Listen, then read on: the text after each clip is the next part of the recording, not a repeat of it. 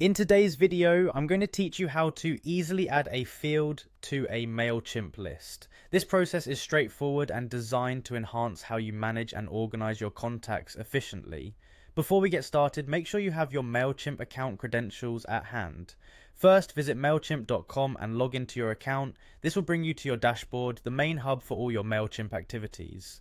Once you're in, direct your attention to the left side menu where you'll see various options. Go ahead and click on the audience option. This section is where you manage all your contact list and related activities. Now, if you have more than one audience, don't worry, simply select all contacts to view the entire range of available audiences. From there, choose the specific audience you wish to make changes to. This ensures that any adjustments you make are applied to the correct group of contacts. With your audience in view, it's time to move to the settings area. So click on settings, which will provide more options for configuring your audience details. Next, select audience fields and merge tags.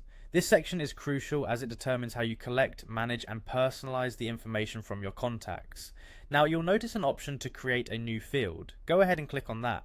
At this point you have a variety of field types to choose from, such as text, number, date, address and more. Consider which type of data you want to gather or track and select the appropriate field type. Choosing the right type here is important to ensure that the data collected is both meaningful and useful for your future campaigns.